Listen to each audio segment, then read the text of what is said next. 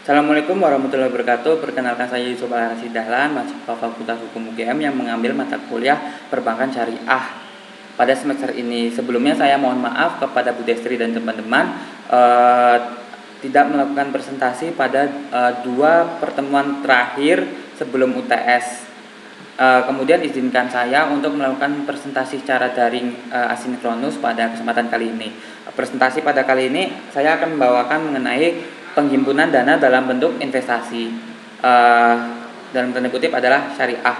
Dasar hukum yang saya gunakan di poster ini adalah SEOJK nomor 36 garis miring SEOJK 03 garis miring 2015. Di dalam penghimpunan dana dalam bentuk investasi syariah tersebut terdiri dari 3 produk, yakni adalah pertama giro, tabungan, dan deposito. Mengenai giro dan tabungan, pengertiannya sama dengan mirip-mirip dengan pengertian giro dan tabungan di penghimpunan dana dalam bentuk simpanan itu. Hanya saja yang berbeda adalah ada klausul investasi gitu. Kemudian ada produk baru yang namanya deposito. Apa sih yang membedakan giro tabungan dengan deposito? Jadi yang namanya deposito itu ada cara-cara tertentu, kayak semisal waktu penarikan yang disepakati, kayak semisal ada jangka waktunya, misal jatuh temponya 3 tahun, 2 tahun, dan sebagainya. Sedangkan giro tabungan itu bisa ditarik sewaktu-waktu, sehingga giro dan tabungan ini ada implikasinya.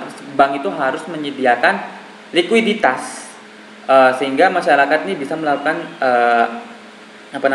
dana sewaktu-waktu. Sedangkan deposito itu sendiri karena dijangka waktu kan ia bisa dijadikan sebagai aset untuk menjaga likuiditas itu sendiri gitu.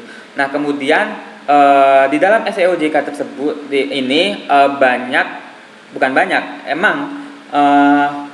mengambil mengintisarikan, memasukkan apa yang difatwakan oleh DSN MUI, yakni ini poin 123 fatwa DSN mengenai tentang giro, tentang tabungan, dan tentang deposito. Nah, kemudian apa yang dimaksud dengan investasi itu diatur di dalam pasal 1 ayat 24 Undang-Undang nomor 21 tahun 2008 tentang perbankan syariah. Investasi adalah dana yang dipercayakan oleh nasabah kepada bank syariah dan atau UUS berdasarkan akad mudorobah atau akad lain yang tidak bertentangan dengan prinsip syariah dalam bentuk deposito, tabungan, atau bentuk lainnya yang dipersamakan dengan itu. Di sini ada klausul mudorobah, dan apabila teman-teman mensinkronkan apa yang difatwakan oleh MUI, DSN MUI, bahwasanya ketiga produk ini dalam hal investasi akadnya adalah akad mudorobah. Itu pun klausul yang dipakai oleh SEOJK adalah akad bagi hasil. Nah, di akad mudorobah itu sendiri terdapat 2 akad. Yang pertama adalah mudorobah mutlaqo dan mudorobah muqayyadah. Sebenarnya jenis-jenis akad mudorobah itu banyak. Hanya saja 3 produk penghimpunan dalam bentuk investasi yang diatur oleh SEOJK dapat dilaksanakan dengan 2 akad ini, mutlaqo dan muqayyadah. Mutlaqo itu lebih ia mengatakan bahwasanya bank itu memiliki kewenangan yang tidak terbatas untuk mengalokasikan dananya ke ibaratnya apa yang bank inginkan gitu, seperti sektor usaha XYZ itu bebas tanpa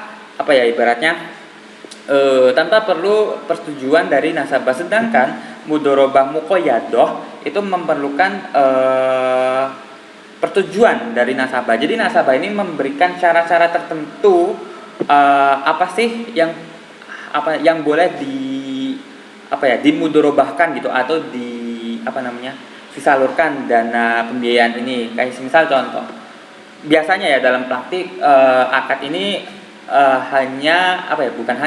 banyak ditransaksikan oleh institusi atau memang big money gitu, emang yang memiliki dana lebih gitu. Nasabah itu memberikan syarat kayak semisal kami hanya menginginkan dana ini dikelola untuk usaha sektor Y gitu. Nah, kalau mutlakoh itu lebih ke ya bank itu boleh ke sektor X, boleh ke sektor Z, boleh ke sektor A, B, C gitu, tanpa perlu syarat-syarat yang diberikan dari nasabah, selama tidak bertentangan dengan prinsip syariah gitu.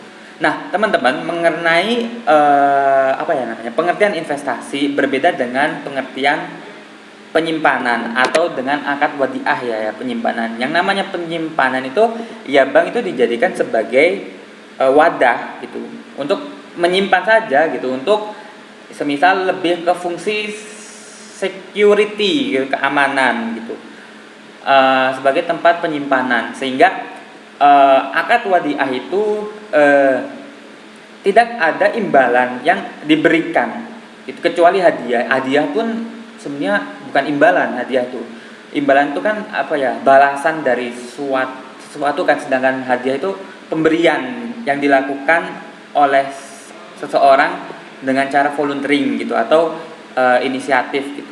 Nah, yang namanya investasi itu kita akan membicarakan mengenai pengaturan resikonya.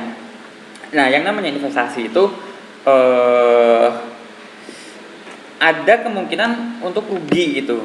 Nah, ada kemungkinan untuk menghasilkan keuntungan dan kerugian, high risk, high return. Nah, di bagian bagi hasil ini, kalau kita membicarakan skema penyaluran biaya yang dilakukan oleh bank, jadi nasabah itu kita anggap aja sebagai investor gitu. Bank ini sebagai perantara dan menyalurkan dana yang dimiliki oleh investor atau nasabah ke lembaga-lembaga yang membutuhkan pembiayaan.